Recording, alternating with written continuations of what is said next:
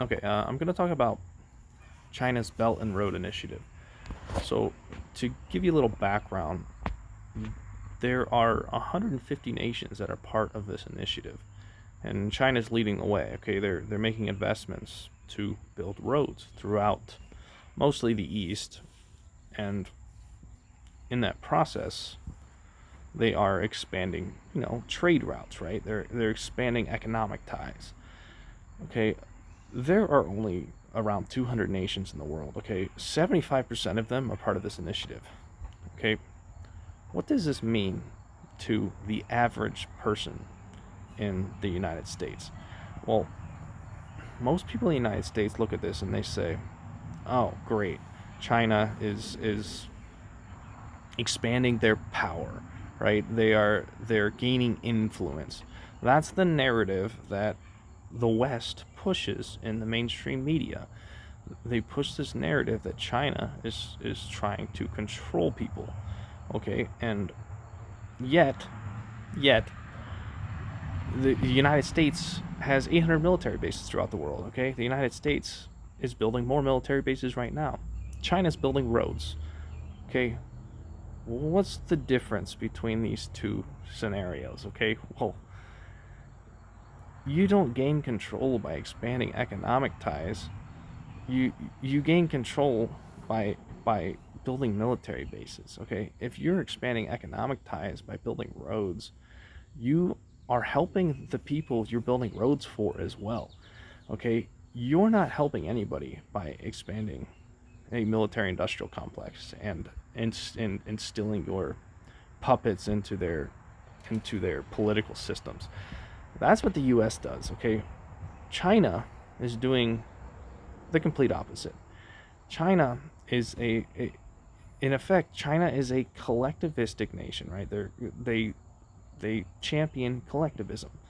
The United States and Western culture champions nationalism. They champion individualism. Okay, so let's look at these two things under the lens of globalization. So the technology that we have created recently has enabled the world's economy to globalize in a way that we have never seen before. Okay, we have barges, massive barges carrying goods and goods across oceans. Right. This globalization is unstoppable. Okay, it's what's happening, and if we deny it, if we remain nationalistic, like Western culture is trying to do, we are going to end up like North Korea. We are going to end up as a nation falling behind technologically and without any economic ties. And what that will end up meaning is that the rest of the world will leave us behind. Okay? Collectivism is the way forward for an economy that is globalizing. Okay, once we reach once we reach this level of technology, there's no stopping this globalization of the world's economy.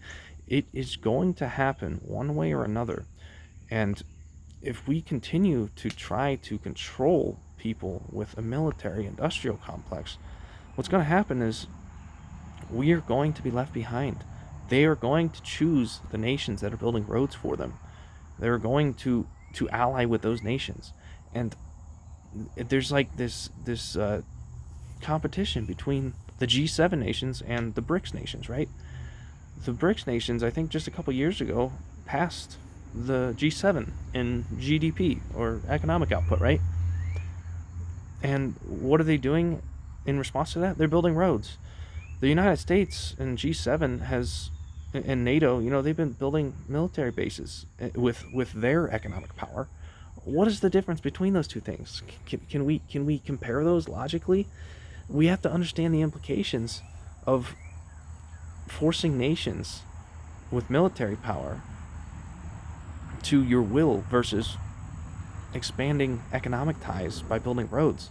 Okay, who do you think these poor nations are going to choose? They're going to ally with China, and if we keep pretending that we are going to win this economic war by expanding the military, we're just going to end up eating ourselves from the inside out. And that's exactly what's happening. We are sending so many resources to other nations to build these military bases and to for these proxy wars, that the US population is eating itself from the inside out.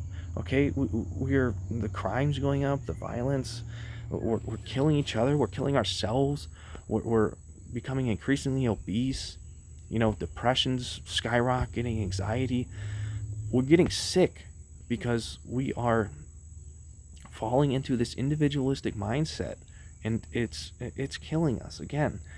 So if we imagine, basically what happened here is that we are so manipulated that we can't even imagine that a nation like China would have good intentions by building roads. We can only imagine that they are trying to control these other nations economically. We can't imagine that a scenario where China would just want to build roads in order to bring the world collectively together. That's how manipulated the US population is. And Jimmy Dore likes to say that the U.S. is the most manipulated population in the world. Okay, that's absolutely true. Okay, the media in the U.S. is so powerful that we have no idea what collectivism can do for a world. Okay, collectivism is how we get to a utopia, and yet here we are championing individualism and nationalism. Here's the thing. Okay, capitalism is a good thing, but capitalism just creates profits and it organizes competition within markets. But it's the collectivism that determines how those profits are distributed. And the United States is so divided along political, social, racial lines. We're so divided that the class war has been hidden from us, okay? And the result is that the owners are taking all the profit, and the wealth inequality is increasing, and with that, all the crime and violence and all that is increasing. Okay, this is the problem. We have no class consciousness in the United States. Class consciousness comes through collectivism, and this is what Eastern cultures are good at. This is what China and India are good at. China has brought more people out of poverty in the last 50 years than any nation in history. They're doing something right, and we are doing something wrong.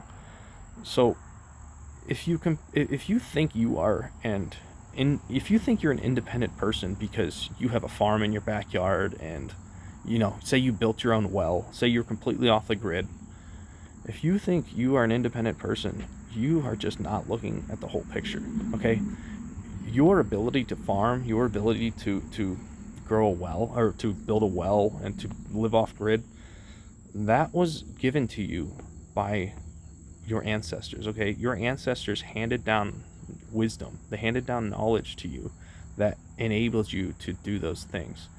So nobody lives in isolation. Nobody is independent. Not a single soul on this planet is independent. If you don't understand the wider picture here, then you need to check your ego. Okay, as I said, the wisdom that was handed down to us, that wisdom developed out of collectivism at one point or another in the past. At some point, people were working together to, in effect, trial and error, right? If you're learning how to grow crops, and and you eat some poisonous berries, who's going to tell? How did you learn that those berries were poisonous? Well, you learned because somebody in the past ate those berries and it killed them, right? The wisdom and knowledge that's handed down is a development of collectivism, and that's all you are. Okay, if you think you're an independent person, you are just deluded. We are all dependent on each other, and the farther we get from that dependence, the more we delude ourselves into thinking we are independent, the more we will decay, the more we will kill each other, the more we will kill ourselves, the more we will fall into diseases of disparity, the whole nine. Okay, we need to embrace collectivism.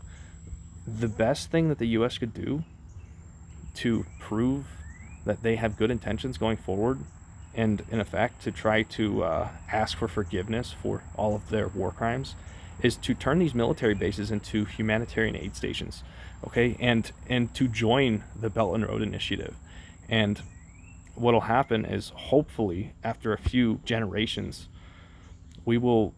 everyone will forgive the US for their war crimes. That is the path to world peace. That is the path to a utopia. Okay, the United States needs to cut the imperialism right now. We can look at this Ukraine war and we can pretend that the United States is doing good, but the truth is the United States provoked the Ukraine war, and before that, the Soviet Union provoked the United States. We can keep adding context, historical context, but at a certain point, someone has to be the bigger person, and we have to step up and decide to work together. So if Russia's invading Ukraine, a sovereign nation, that's not good, right? But it's the military bases that are increasingly encroaching on Ukraine that provoked Russia's invasion of Ukraine. And if we leave that context out, then we become more divided, and we continue, and these proxy wars build into world wars. We don't want this, okay? All we have to do is work together. It's literally so simple. And yet the United States population is so manipulated, just so indoctrinated into this nationalistic mindset, and they're so fearful. Fear is the center of all of this, to be honest. We fear everything. And the reason we collect money and we compete for wages with our fellow citizens is because we are fearful of scarcity, and we think we think money is going to insulate us from that scarcity. But the truth is scarcity drives the fear.